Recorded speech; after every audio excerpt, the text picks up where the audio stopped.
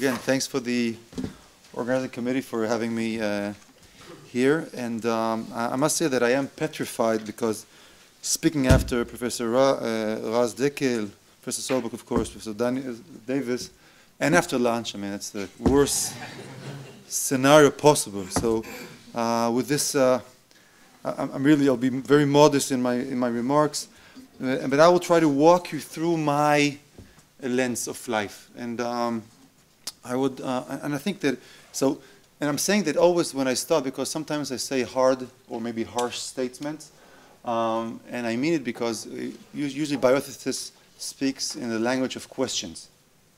Like, oh, it's a dilemma. Oh, it's a hard question.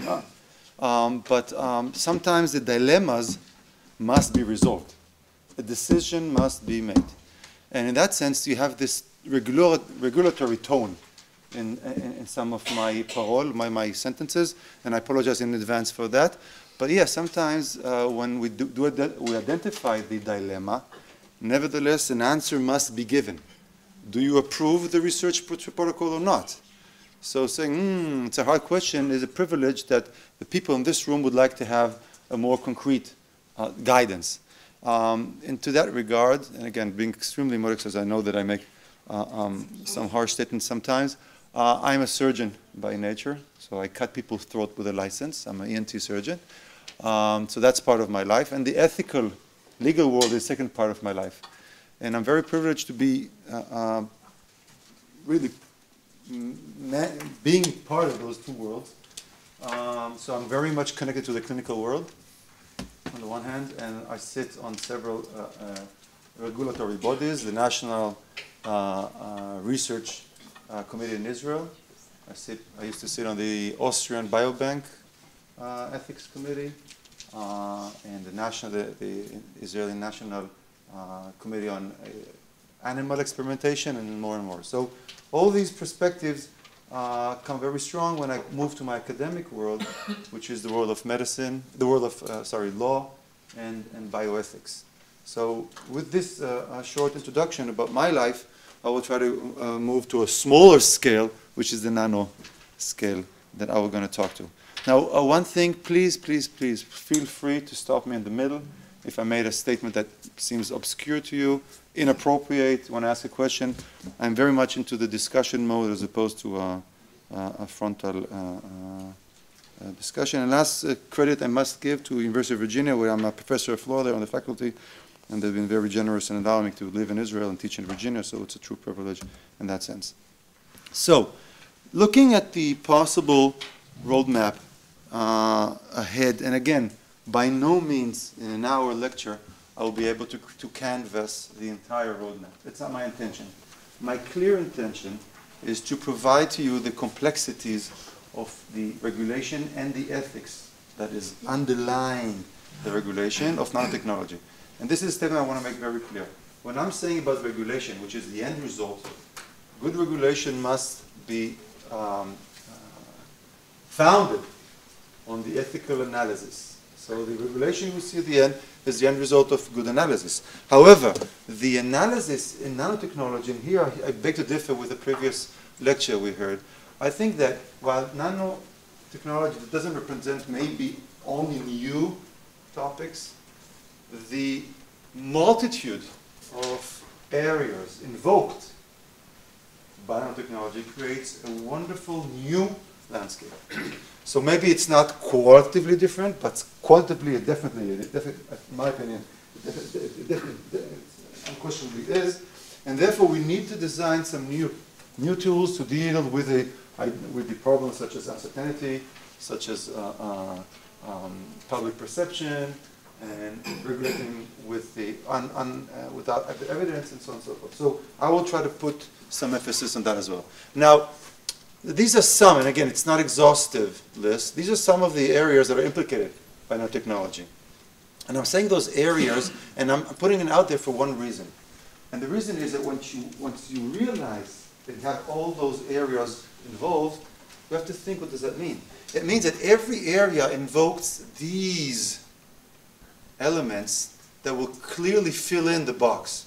So just, for example, tools. Yep, these different, and you can come up with other fields, but these fields do come up with a whole set of tools, for example. So I'll just give one example. If talking about tools of regulation, well, regulation uses tools such as, yeah, you can or cannot do the research. Yes, I will sanction you for failure to follow my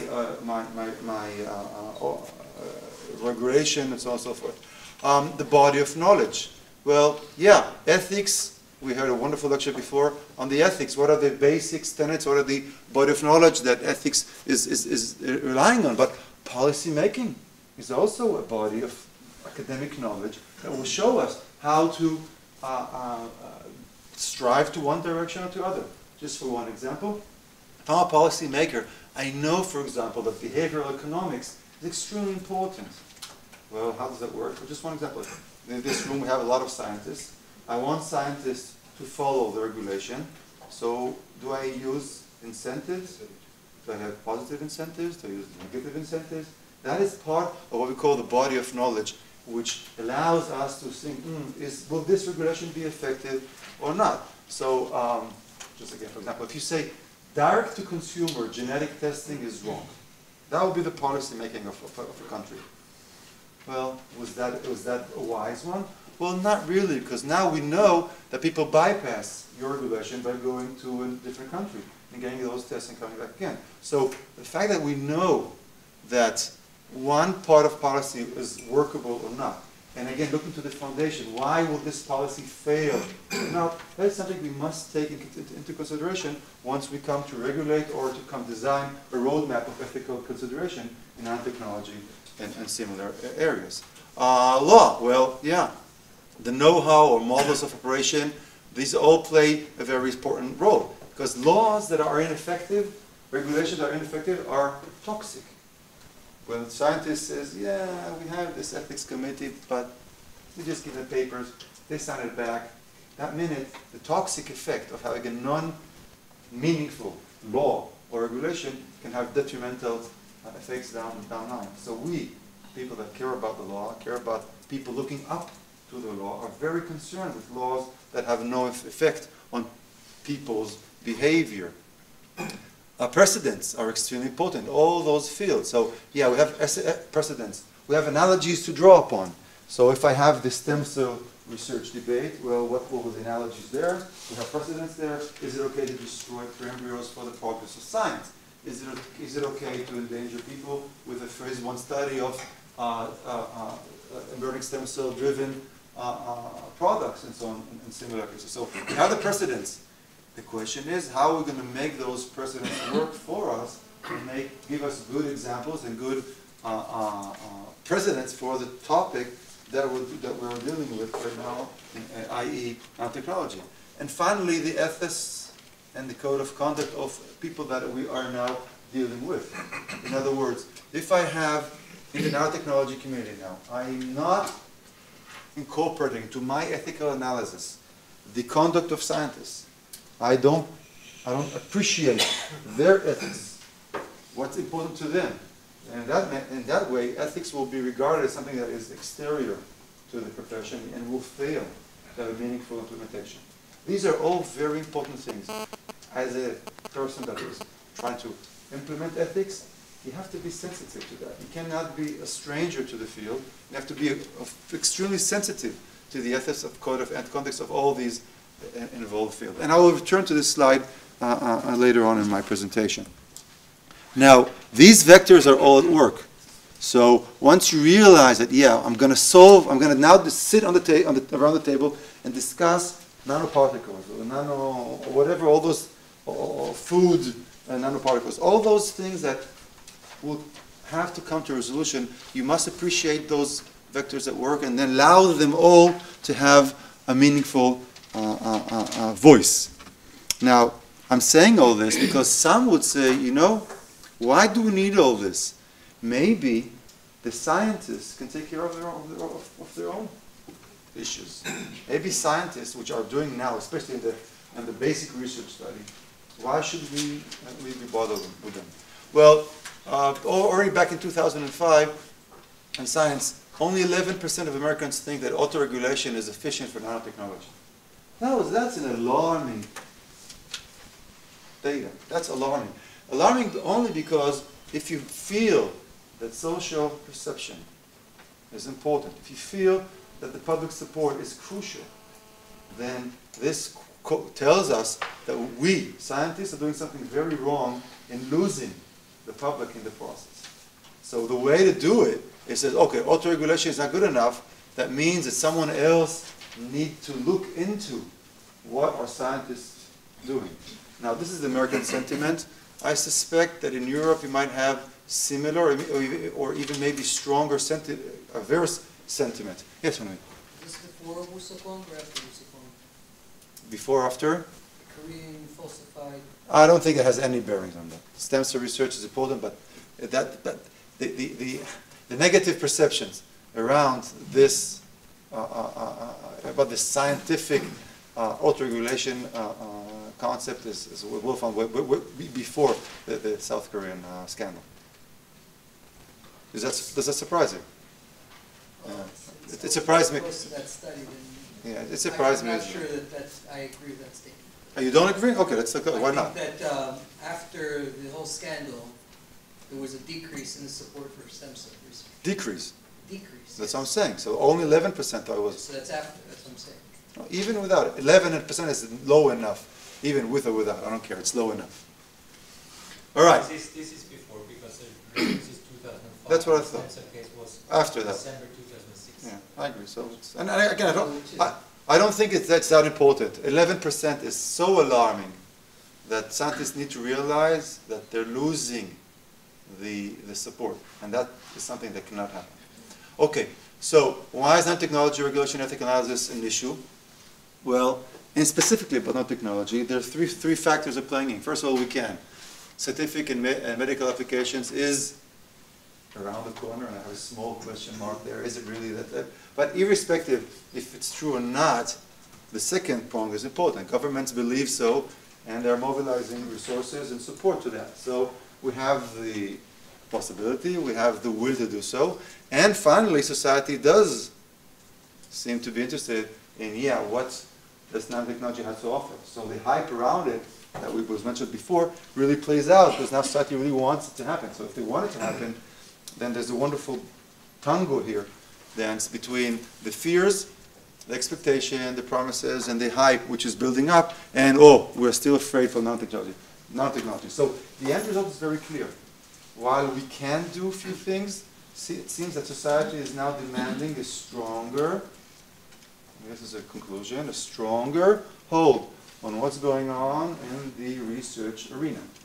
That's true in all parts of science, but the nanotechnology, as the sentiment of society is, wow, it's going to happen in all those futuristic scenario, that is something we must take into consideration.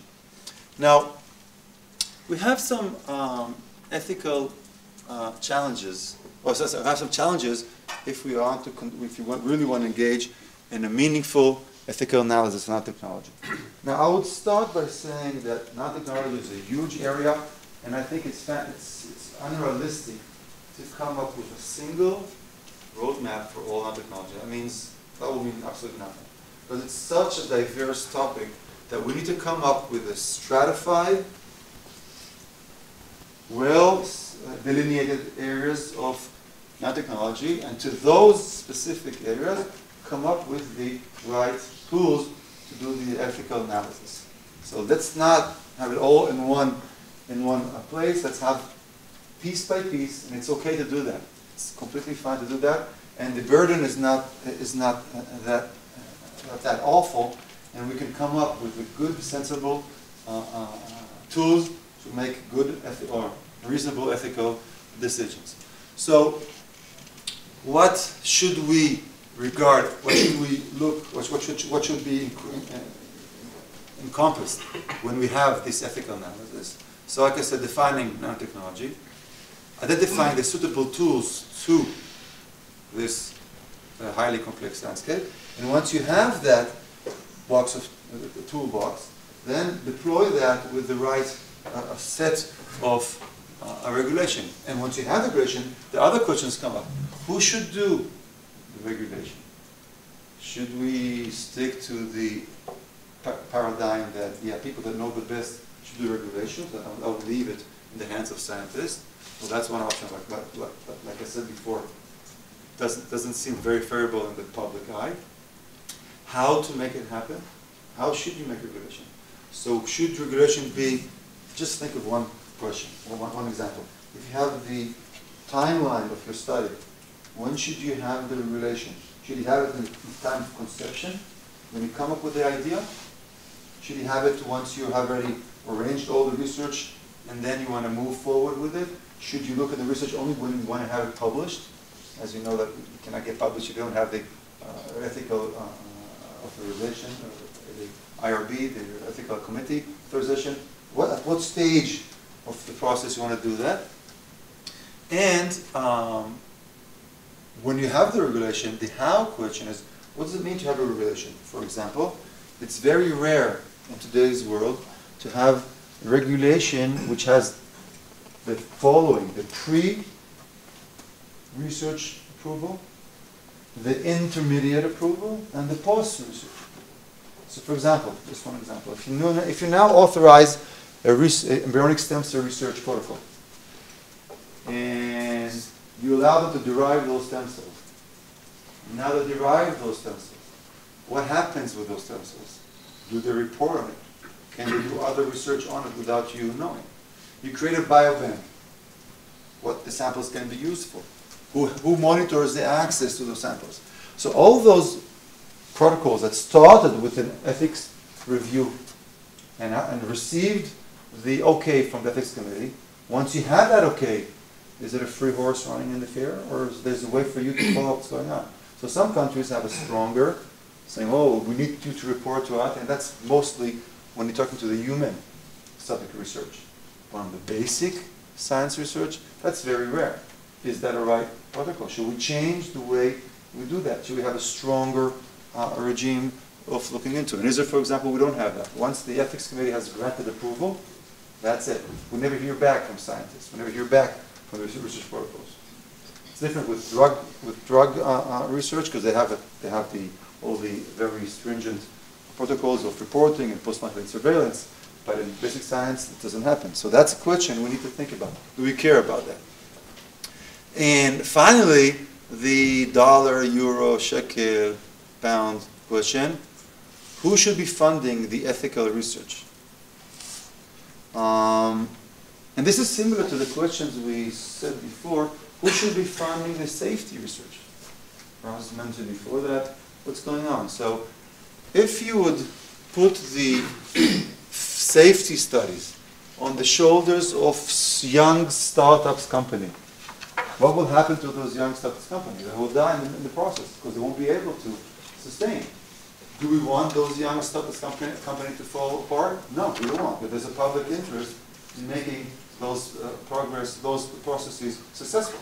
So if that is the case, should we as society tell them, okay, safety is upon us. You do your research and we'll come up with the safety equations.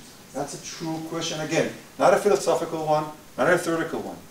Now, real obstacle in the progress of nanotechnology. Again, some countries base a lot of the research on public funds. Public funds are good. Some countries put a lot of emphasis on private funds. Now, if you say the safety should be on the shoulders of the researcher, you're actually going to cut down a lot of privately funded research. Because I'm not going to, as a VC, as a venture capital, I'm not going to put money in a company that's going to waste 60% of my investment on safety research. So I'm going to put in Google my money as opposed to nanotechnology. So that's a real, again, make no mistake, this observation is not an economical observation, it's an ethical question. Is it ethical to shoulder the burden of safety on those companies? Ethics, again, practical ethics, that's what I'm trying to do. Practical ethics is about, okay, now here's a project, let's make it happen. And these are real life questions. And again, the ethical paradigm of saying, we want research, we want the progress of research, and it's okay to have those young companies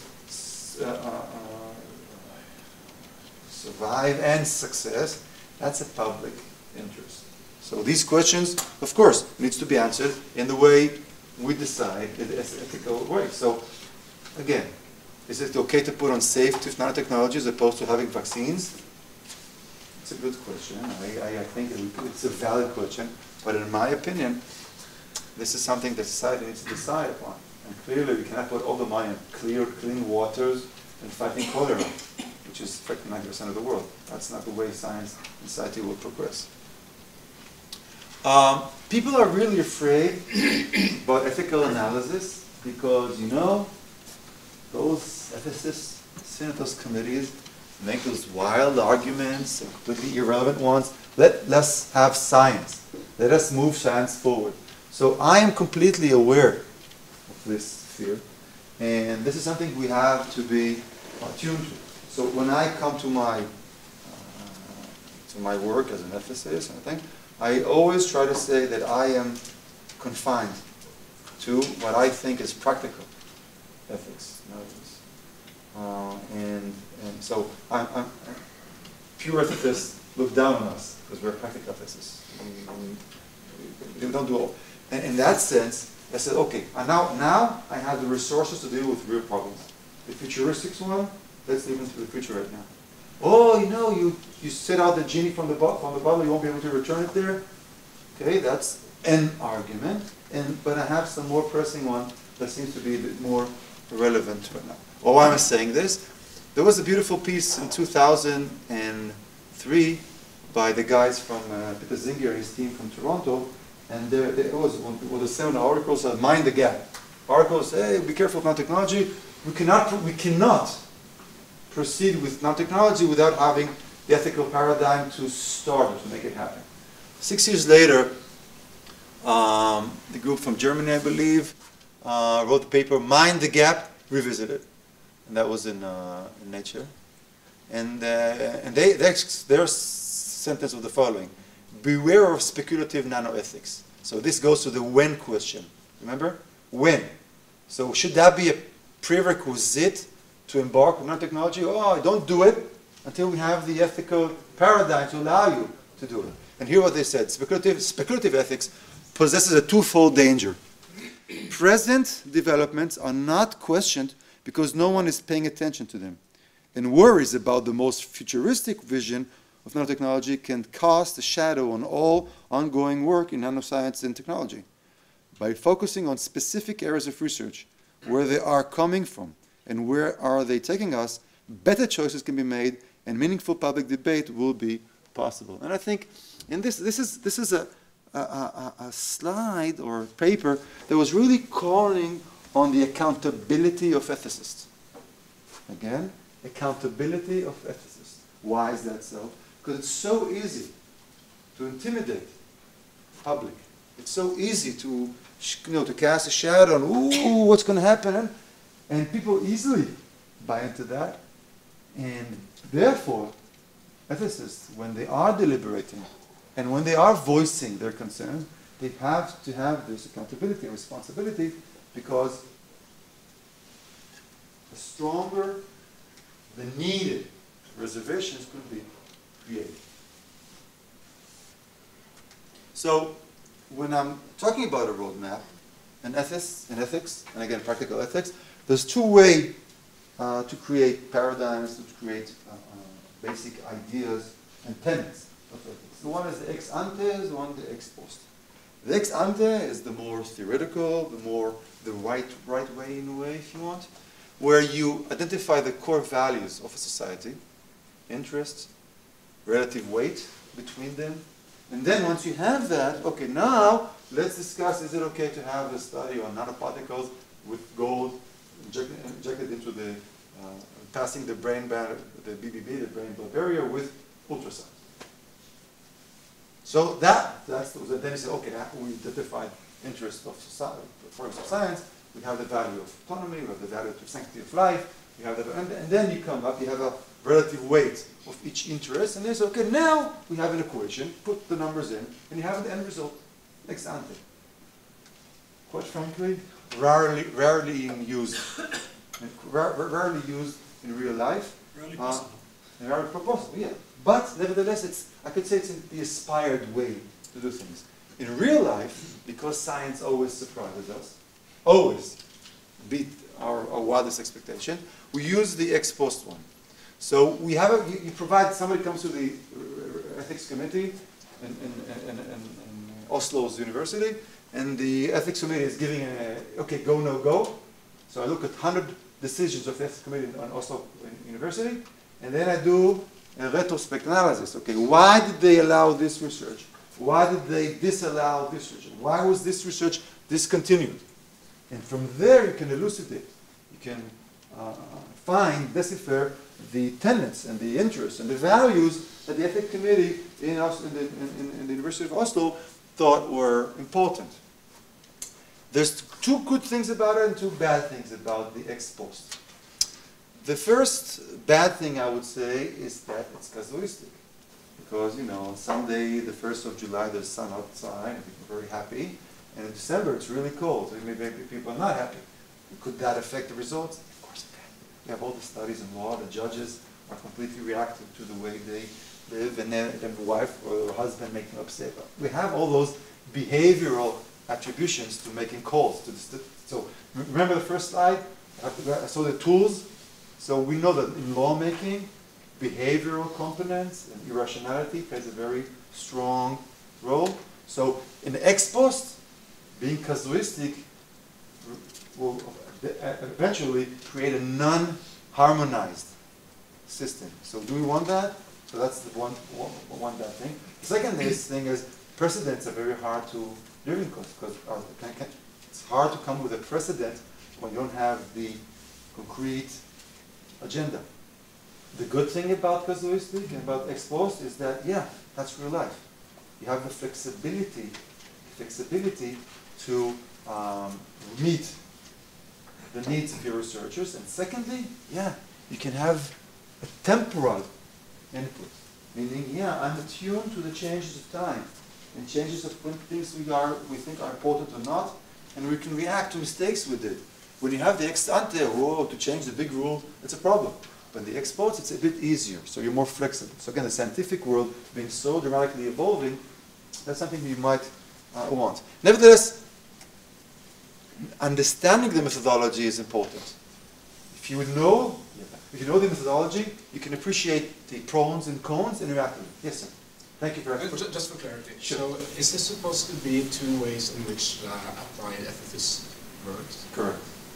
Okay, so the first one is providing core values and so forth, and then justifying some view on the ethical issue. Yeah.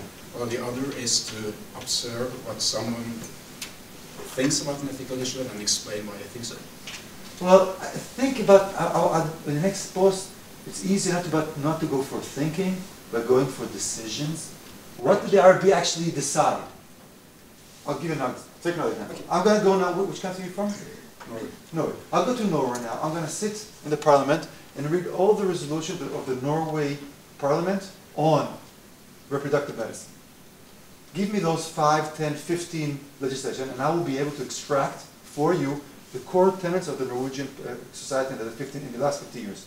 They care about autonomy. They care about, no, that doesn't matter what, but I'll be able to extract from you and say, you see, these are the core values of the Norwegian country. Now, if the parliament would have sit with those values before, so okay, now there's a new technology coming to us. Now there's stem cell research. Should we allow stem cell research in Norway or not? Well, we don't know, but we have our core values. Let's see if they fit in. If they fit, yes. If they don't, we throw them out. Okay? Okay, so just Sure. so the ex post is then sort of purely descriptive approach. And it starts on of course, it starts on descriptive, yeah. Because you see what empirically happened. And why is that important? Because this is, like I said, it's a real life decision. Any comments? Disagreements. I'm looking for disagreements. Guys, disagreements is the way to wake up after lunch. It's the only way to do it. So please. Okay, I think you're too, I'm going to be more provocative then, because you're not reacting to my hints. All right, so if you do the, and again, I'm trying to walk you through the process that we're doing at SSS, because I want to kind of share our world with you. So you talk about the ethical analysis, you can have procedural process. How do we actually do the ethical review? And that's very important. We can deal with the substantive. Okay, what are the core values? Let's now decide. Is it okay to have a study on the nanotechnology that will enable us to take away the gay gene? You know, they found the gene that boosters risk-taking. Do you know that? They identified in China, they identified the gene that makes people take risks. So they will not buy insurance. They will be more inclined to do extreme sports. So assuming you want a child that doesn't have that gene because you want to live until 120 and always buy car insurance, I'm going to try to fix that with nanotechnology at the very early stage. You know, the blastoma, there's only at the morula stage, at the 32 cells, you can do that. Let's take away that gene. Okay, that will be the study. I'm coming here with a vehicle, nanotechnology, to kick off that gene. So what will be the criteria as I'm going to work with in deciding if I'm going to allow that research to move on? So that will be the substantive part, and we'll discuss about it later on. And what should be the mechanisms? So, mechanisms. So let's see. Who should decide? We talked before. So most countries use the IRB, the Institutional Review Board. All right? So we have a bunch of people. Now the question is, who should sit on those IRBs? Is it okay to have a theoretical ethicist sitting on this committee? Is it okay? Is it okay to have a theologist? In Israel, a rabbi. In Iran, a qad. Is it okay to have a theology input in that? Well, if I'm a man of no religion, I'm an ethicist, why should I even want those people to sitting on those committees? These are real questions. Now, should it be a single or a multi-tier? End-of-life decisions, are they important or not? You walk in Huntington Avenue in Boston, you have 7 hospitals on that street. Each hospital has its own ethics committee, and each hospital can come up with a different answer to end-of-life decisions. Why? Because we lend those decisions to the ethics committee in the hospital. But end-of-life, shouldn't that be governed by a national level? Isn't it important enough to be on a more generalized? Yeah, so some countries have a single as opposed to a multi-tier. In Israel, for example, we have a multi-tier system where you have where you have the local IRB, Institutional Review Board, okay, the ethics committee of the hospital, but then you have a national one that oversights some areas where the legislator thought they have to. So, for example, genetics, all research in Israel goes to the local committee, and then it goes to the national committee. So that's the decision that needs to be made. Should it be a specialized one or existing one? So if you have an ethics committee that deals with end-of-life issues, are they equipped to deal with nanotechnology issues? And if you say they're equipped, what should be the qualifications to sit on such committee? And again, does a rabbi have anything to do with nanotechnology? Should he have a say? Should we have a member of the public? And should? So all these are questions that will come up with the very end result. That's why I call it challenges, because what will be the end result of these studies is very important. And how about international? Sorry? So you said local, national, I'm asking international. Oh, beautiful. So good. So we had several attempts, and I heard you mention the stem cell, the international consortium. Quite frankly, there have been very, very few cases where international collaboration was actually achievable. One was, for example, the organ traffic, organ ban. President Bush tried to move on the stem cell international collaboration, and he failed because they wanted to stop it. Something similar to the German perspective of life utilization. There was a no-go for the UK, Sweden, and other countries. There are very few places where we have international collaboration. The one interesting one, which relates, for example, to the latest outbreaks of Ebola, we have the IHR, the International Health Regulation, which is coming from a public health perspective. And in that sphere, yeah, we have a stronger collaboration, but in no way is this really even close to what I'm referring to as regulation within the nation. So right now we're talking about friendly exchange of ideas. Nothing more than that. Should we have something more than that? Well, quite frankly, in our world, having a restrictive regulation in one country and next door have a completely the opposite makes all your regulation completely irrelevant. In Israel, for example, choosing the sex of your embryo is prohibited, but in an hour flight to Cyprus, you can do it for $15,000. So how effective is my regulation? Actually, it's a question of equity, because right now the young people, the poor people can't do it, and the healthy can. So only the healthy can choose the embryo if they want. These are real issues but that will be a topic for another discussion. Sorry? End of life, like in Holland. Yeah, end of life. Yeah, people would fly to Switzerland, do dignity. Yeah. All right. And again, and finally, the mechanisms, and this is refers to what I mentioned before. Just for example, the safety issue. So if we're not going to shoulder the cost, and again, it's an ethical question. I'm not a banker. I'm not a VC. It's an ethical question. If we're going to shoulder the cost of safety studies on young startup companies or university-based research, then it's then going to fall apart. So should we have a base of knowledge, will be something that we call the commons. Again, a small diversion. Commons or public goods are something that society generates for the benefit of all members of society. Clean air, green parks, education, knowledge, that's a public good. Usually the public good can be created only if the public supports it. There's no incentive to create public goods unless the public actually pays for them. Right? So that's the tragedy of the commons. We'll get to it later on. If that is the case, we need to solve it. So if it's a mechanism, ethical analysis, I'm going to look now, I'm going to ask you, the state should create a database. And I'm going to just give you one example, the National Practitioner Database. That's an American database, which says, anytime you're going to look into safety, we will create for you a publicly available database where we have tested the nano, big nano, small nano, whatever particles or issues, and we'll give you the clearance that it's okay to go on that test because we have already authorized, we already approved those materials. Just an analogy from the medical world. In America, if you want to hire a new doctor, you must show that you consulted the National Practitioner Database. Because if you work in Wisconsin and you move to Illinois, you might be a very bad doctor in Wisconsin. Why should Illinois take you? So, because America is a 50-state federation, every hospital that hires a new doctor has to go and show that he checked on that doctor in the national database. So take the idea, the analogy is I will create as a public good the safety database, and then you, coming to my ethics committee for research, for approval, show me that you consulted the research, the database, the database of the safety, and if it's not there, problem. Then we need to create those public goods.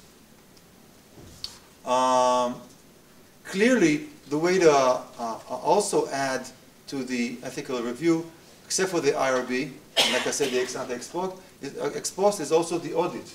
Should we create a mechanism for auditing the research that we have allowed?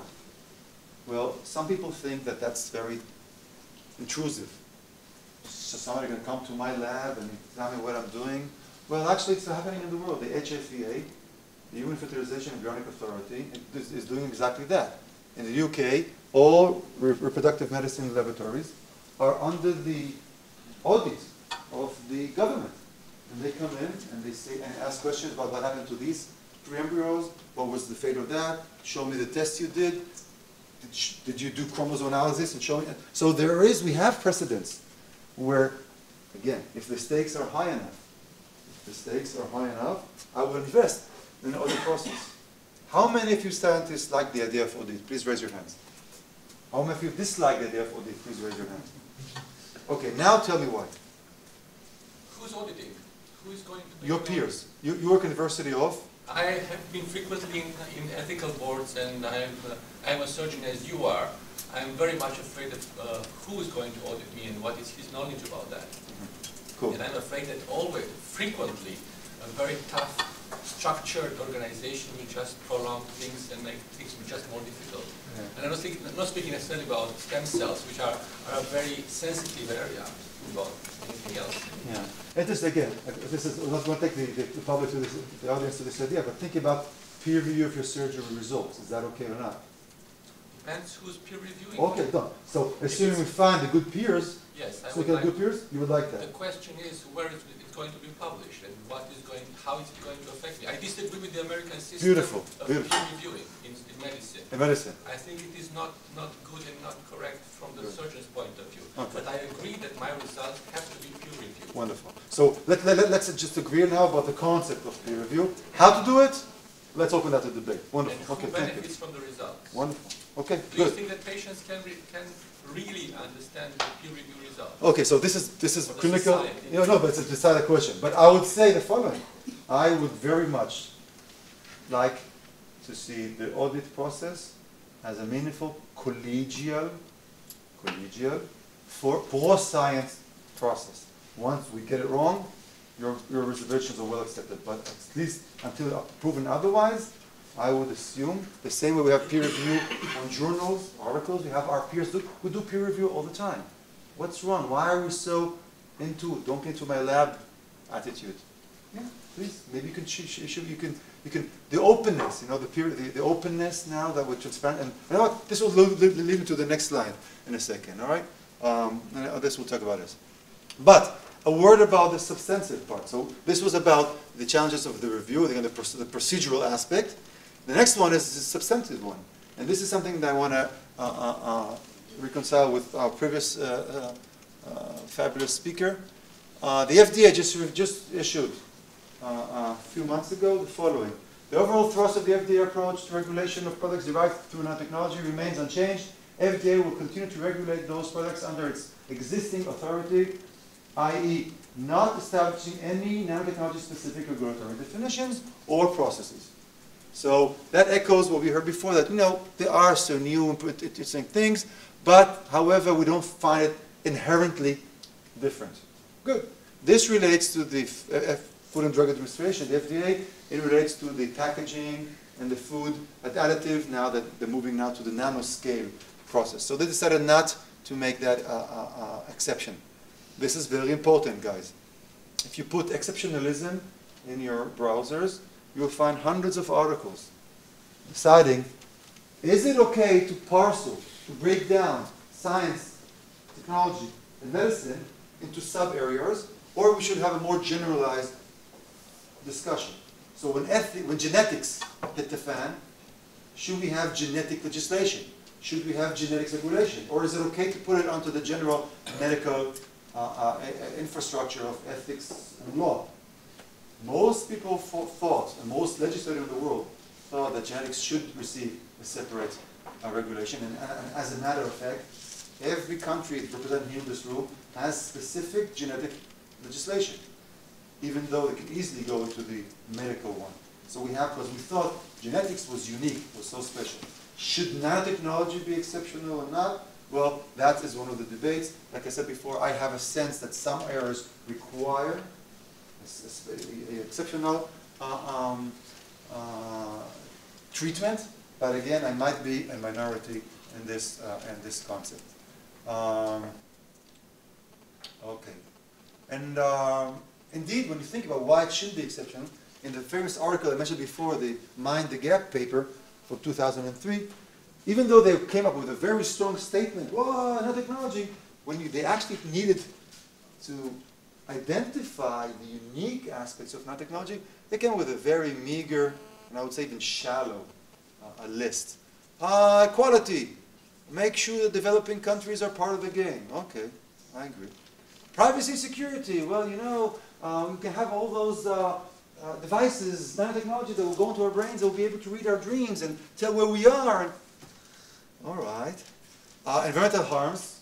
That's a valid claim. Okay, but that relates not to nanotechnology. It relates to environmental ethics and regulation. Oh, we have that body starting already, so maybe we can rely on that. Why should we create a different area?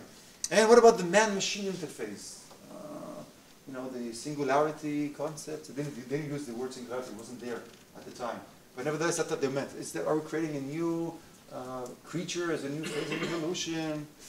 And then the question, of course, that I ask, is it enough to create a separate, distinct, or exceptional discipline? Now, when I say this, with the remaining time I think I have still an hour and a half to go, so, no, I'm just kidding. I would put this, and then I'll go back to this slide, all right? I want to take a different path. I want to show you the way I look at things. And again, I make a lot of mistakes. It's probably one of them, but just share my mistaken path. And I really think that if you want to come up with a nanotechnology paradigm, you will have to have these working for you. Because nanotechnology, and like I said, I apologize, I'm really bad at theory. I need to come up with the resolutions for the scientists looking to me for advice. So where will I draw my reasoning from? I'm going to use now 4, and then I'm going to jump to the 5th one, which already Raz mentioned in the Franco piece from 2011. But just take these, and this is, like I said, it's not an exhaustive list. But we have here at least 4 paradigms that we have experience with. We have a good experience with the medical. We have a good experience with public health, environmental a bit, starting, and human centered research. All of them get implicated when I'm looking into nanotechnology. All of them. Now, why is that fun thing? Because we have precedents. We have the working tools. We have the know-how, and we have the body of knowledge in all those fields. For example, think about the notion of public health. Does nanotechnology involve public health? Yes, of course it does. You can have those replicable nanotechnologies going to eat all the green grass in the world, whatever. So that's is that just environmental? No, it has a public health aspect to it. Important. If I am invoking public health, you know what does it really mean? It means, as a contrast to what we said before, the public health model says that I can guarantee collective interests. And guess what?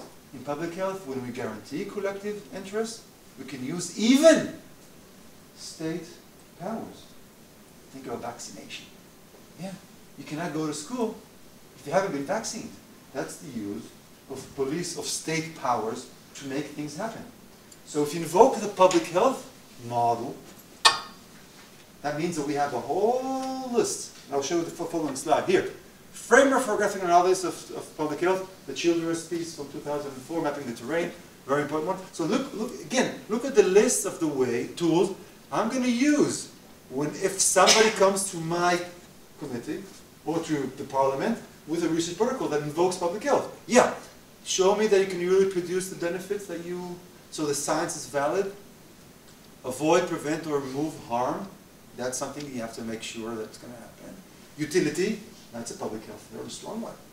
As opposed to others, you don't ask utility so much in the medical aspect, sphere. But in the public health, utility, producing maximum benefits over harm, that's a valid claim. By the way, it's a social perspective. It's a collective one. Yeah, we know that 1 in 30,000 children might get harmed by being vaccinated. Yes. And we are what? Willing to pay the price because there's a collective interest in herd immunity. Okay? That's a utility analysis that is coming from public health. It's very hard to use it in other domains, but if you invoke the public health paradigm, yeah, it's working for you. Distributing benefits and burdens fairly and ensuring participation, procedural justice, yeah, this means, and I mentioned that, but not the point I want to mention. Yeah, if I'm using public health model, that means that everybody should chip in. Everybody should participate because everybody is creating what? The public good. So for example, herd immunity. The public good is what? Is the herd immunity. And how do we create that? By everybody joining in, getting vaccine. We want to have safety. So everybody should maybe go to the army for 2 years to create the public safety. Clean parks, clean air. So that's a collective engagement in this. So what does it mean? Yeah, it means that I'm willing to share the benefits and the burden. So we're not going to do nanotechnology only on the poor and only on the devastated people. No, everybody should be part in that process. Yeah, and because everybody's a part, everybody is allowed to enjoy the benefits. So in Norway, we have a national health system, very good. All the benefits will be spread to all in Germany, to all the citizens. Very good. But in America, United States, that's not going to happen because only those who have our insurance will be able to enjoy the benefits. That's not something we are willing to accept. In the public health model, again, in the public health model. Respecting autonomy Okay, so we're not going to go into your body without your consent, but that, again, always choose the least infringement one.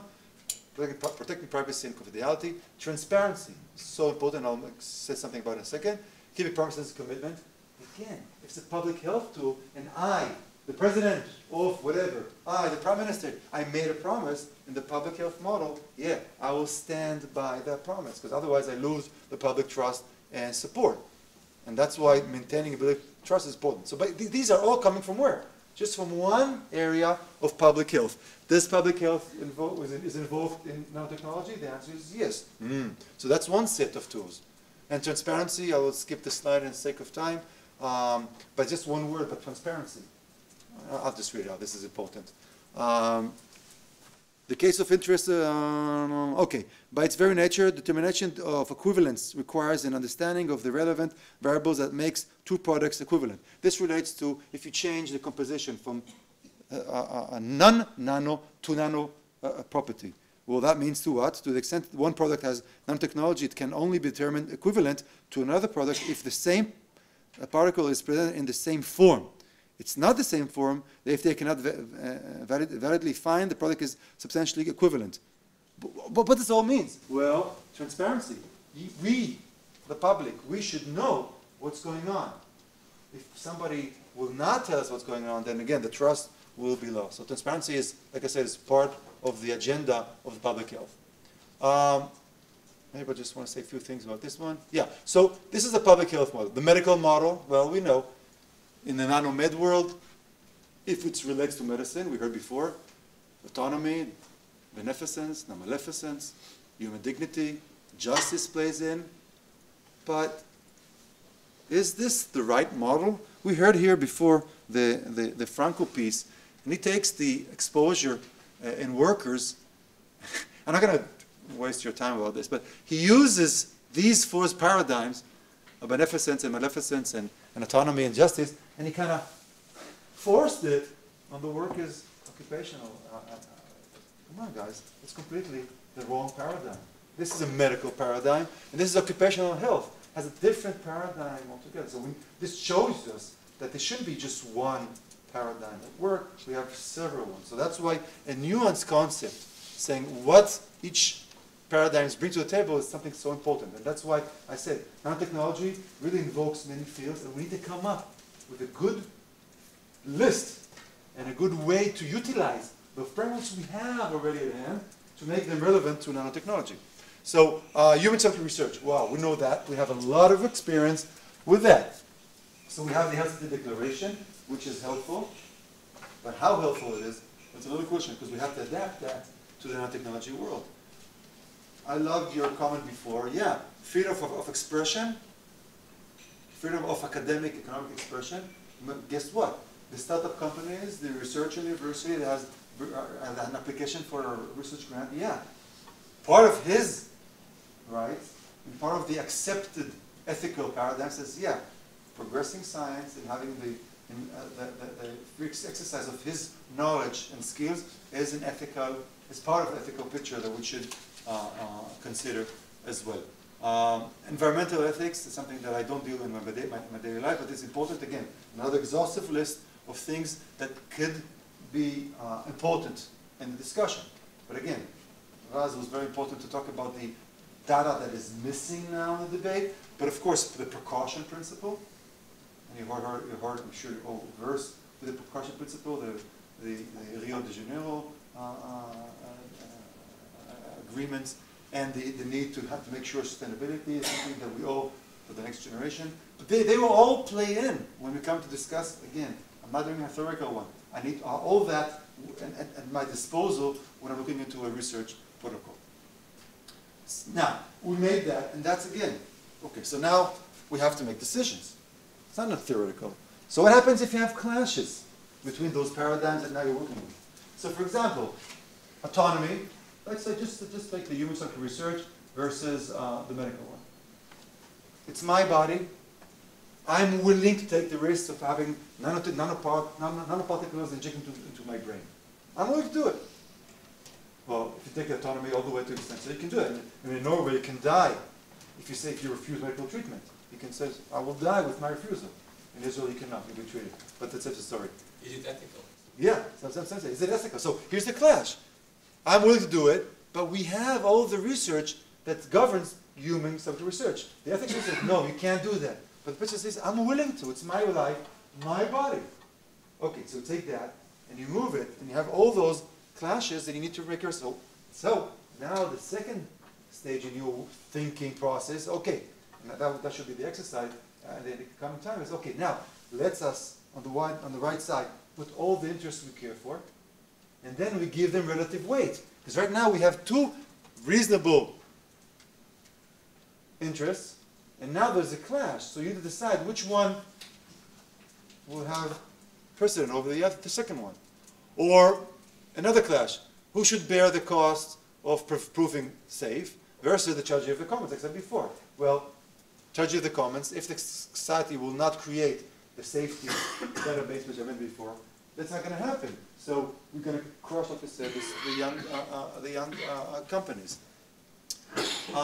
So I'm coming up to the end, and again, this is something that I wanted to work on the discussion part. Okay, we give relative weight, and how do we make that work? Should we strive for a one-size-fits-all framework? You heard my comment before. I think it's not the right way to go. Should we regulate? It's a really bad question. The question is how and should that be done? Clearly the right one. And I'm going to finish with the following fascinating example I use in my lectures, but I love a lot. That's the UK Biobank pilot study. For those who are not familiar with it, the UK, there were two major biobanks projects in the world. The one from Iceland, the Decode project, and the second one from the UK. The UK had a very generous sponsor. They welcomed us, so they could do whatever they wanted. So they had this decision, 500,000 participants, and they sent out a pilot study to 60,000 UK citizens. And again, biobanks, think just what would be the ethical and regulatory questions? What would say? What is access to the samples, confidentiality, reuse, recontacting the patient after you take the information from them, access to the police, to the results, a whole 25, okay? Done. And now, these are the questions the public should be concerned with. So maybe that's going to kill the project altogether. So they send those questionnaires. They got 10,000 people that indicated the reason for refusal. And here were the reasons. The most frequent was, I'm just too busy. So too busy? Oh, no problem. They scheduled sessions during the afternoon or the weekends, and the acceptance rate rose dramatically. I'm too unwell. No problem. Health is not your issue because we just want your genes. It's an inconvenient location. I'm just newcomer to the UK. I'm already taking part in another study. I'm afraid of all the procedures, my blood, my urine, whatever. So they changed it. And finally, who's going to pay for my travel expenses? What was dramatic? The British Society seems to be concerned with a host of issues that has very little to do with what bioethicists or legal scholars anticipated or foresee. Not what legal scholars think is what is important. What we thought would be important to the public. So this is a slide for us, ethicists, and the need to be a bit more, okay, a bit more. Close to the reality. Oh, basically a bit more. Permissive, a bit more. I'm giving it to you. You should fill it out. And there's three dots. In the sense of, you can dismiss it. No, the public is ignorant. You can say that. But the public is ignorant. No, we are the public. Your son, your wife, my son, my wife. My wife is ignorant. She's not here, so you're brave to say it. As far as nanoparticles are concerned, my wife is ignorant. Okay. Some conclusions, and with a smile, we're going to wrap things up. I think that nanotechnology requires a detailed delineation to allow a specific ethical review. That's the way to go. Don't give me this nanotechnology. I don't care about nanotechnology.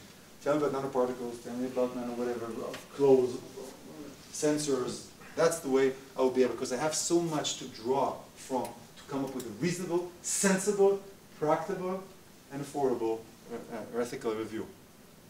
Multidisciplinary approach is mandatory, and I think so. The multidisciplinary is not just who sits in the committee. That's easy. What I'm meaning is that, yeah, I want you, on the review, to be able to draw from public health, to understand law and behavioral economics, to understand law, regulation, ethics, all that. That's part that you be able to draw in to come up with the right, reasonable review process. And beware of speculative ethical alarms. If you want to discuss with me furthermore, I'll be more than happy. And thank you very much.